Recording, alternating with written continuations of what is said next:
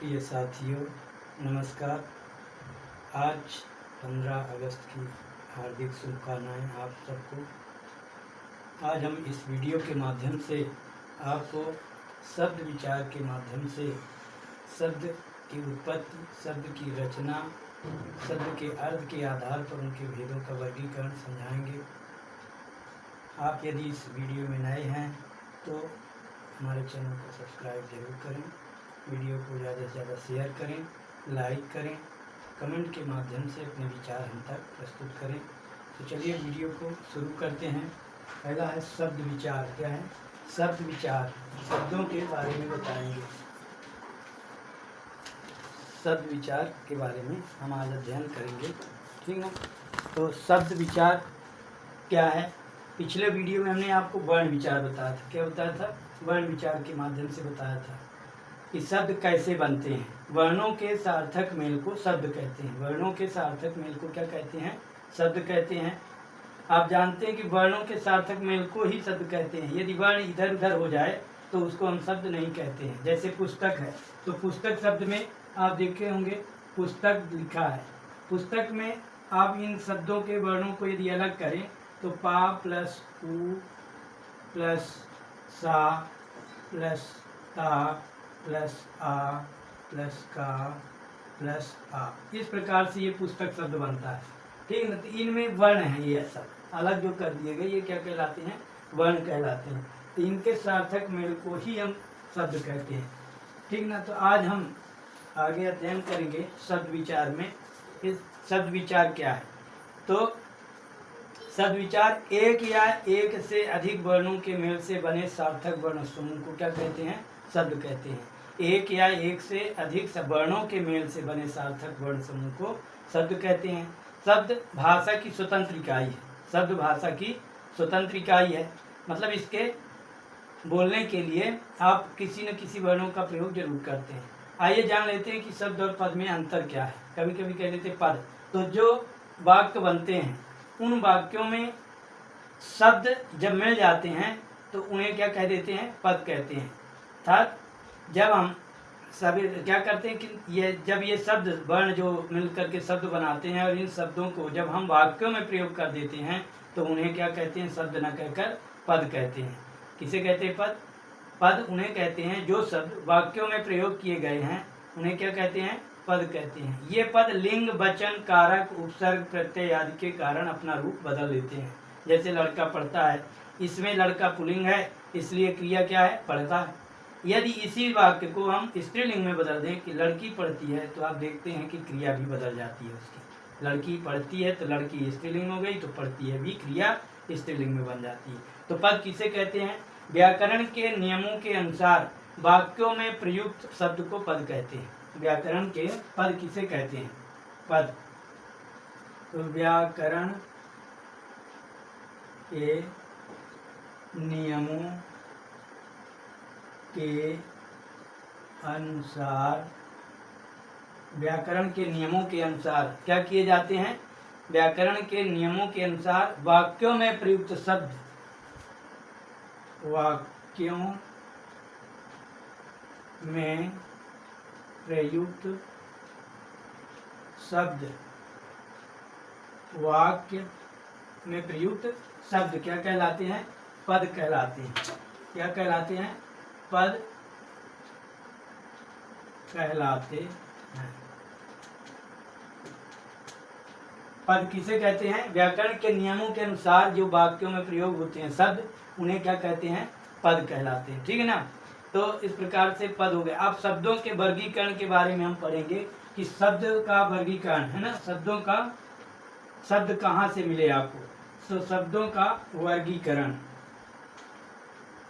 शब्दों का वर्गीकरण है ना। ये शब्द हम जो भी प्रयोग करते हैं अपनी भाषा में, ये शब्द हमें मिले कहाँ से हैं, ठीक है ना। कौन से शब्द आपको कहाँ से प्राप्त हुए, इसके लिए सबसे पहले हम शब्दों का वर्गीकरण करके ये जान लेते हैं कि शब्द कितने प्रकार के होते हैं, कि शब्द कितने प्रकार के होते हैं और शब्द के आधार क्या हैं, कहाँ से हमें प्राप्त हुए हैं, जो हमारी भाषा में प्रयोग में लाए गए हैं, ठीक है ना। तो उनके बारे में हम जान लेते हैं। तो आइए वर्गीकरण हम उसको कर लेते हैं, इस तालिका के माध्यम से इसको समझ लेते हैं। शब्दों का वर्गीकरण, शब्दों का वर्गीकरण। शब्द हमारे कहाँ कहाँ से मिले, तो इसके हम पार्ट को समझ लेते हैं। तो ये लाइन हुई हमारी, ये अब इसके हम कितने पार्ट हैं उनको समझ लेते हैं इसके माध्यम से। पहला है क्या, उत्पत्ति के आधार पर। किसके आधार पर, उत्पत्ति, उत्पत्ति के आधार पर। पहला हमारा क्या है, शब्दों का वर्गीकरण उत्पत्ति के आधार पर। दूसरा क्या है, रचना के आधार पर। दूसरा क्या है, ये पहला हो गया रचना के आधार पर।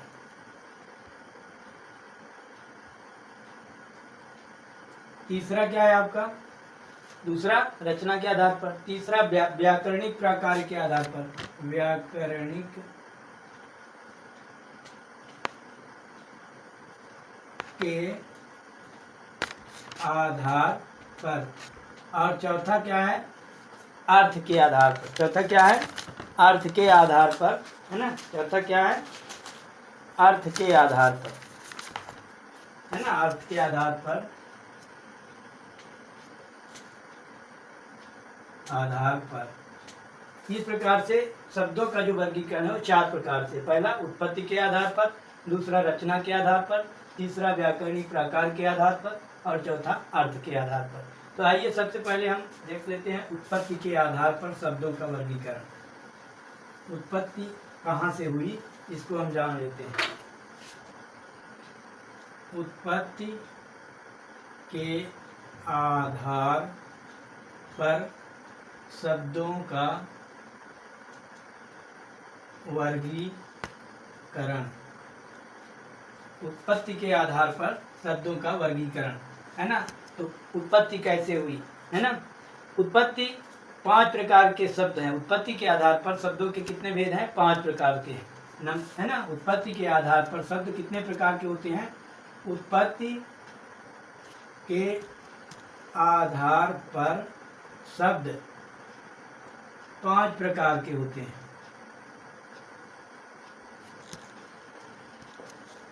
नंबर 1 है तत्सम शब्द। तत्सम शब्द क्या है, तत्सम शब्द। तत्सम शब्द किसे कहते हैं, ऐसे शब्द। तत्सम शब्द का शाब्दिक अर्थ क्या होता है, संस्कृत से बनने वाले शब्द। क्या अर्थ होता है इसका, संस्कृत से जो आए हुए हैं। कहाँ से आते हैं तत्सम शब्द, संस्कृत। ऐसे शब्द जो संस्कृत से आते हैं और उनको उसी रूप में हिंदी में प्रयोग कर लिया जाता है, उसे तत्सम शब्द कहते हैं। तत्सम शब्द किसे कहते हैं, वे शब्द जो संस्कृत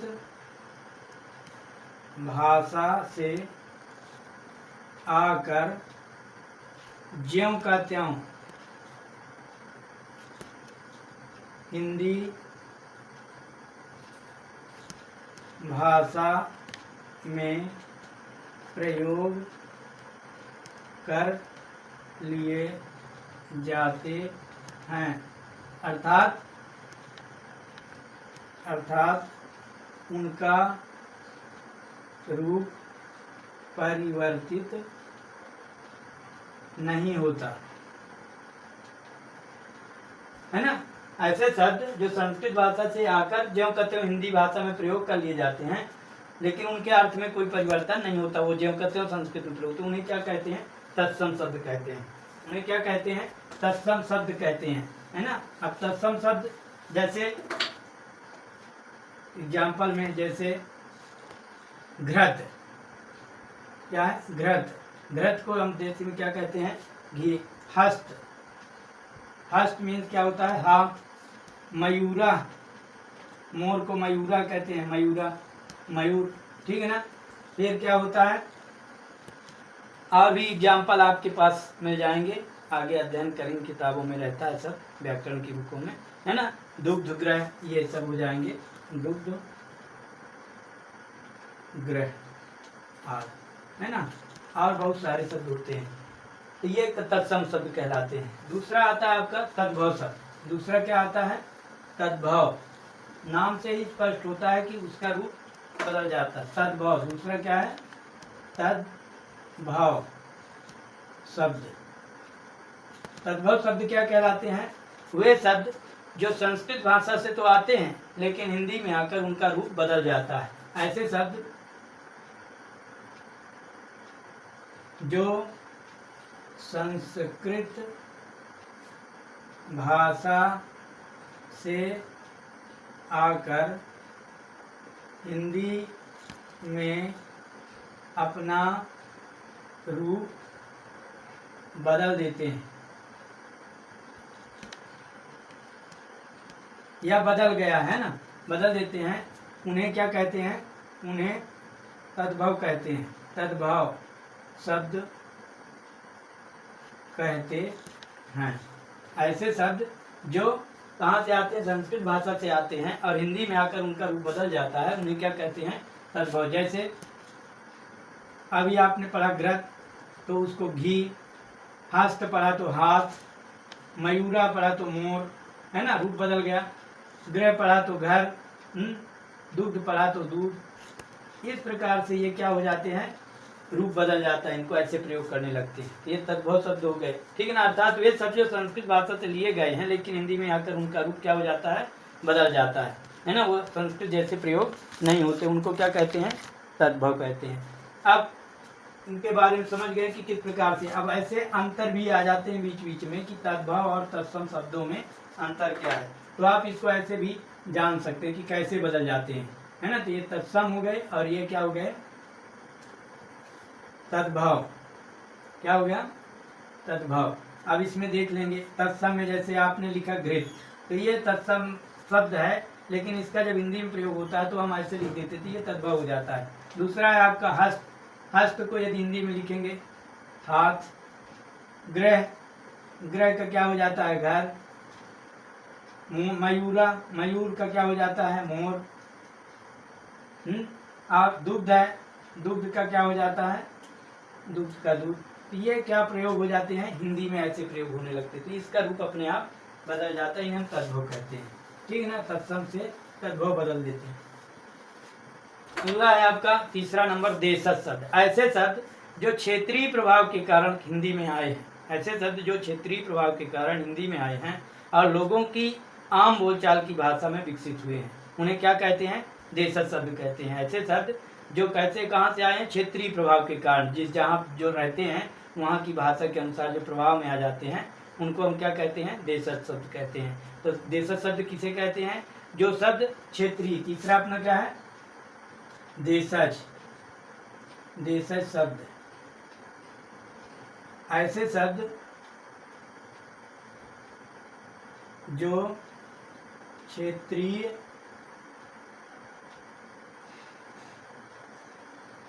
प्रभाव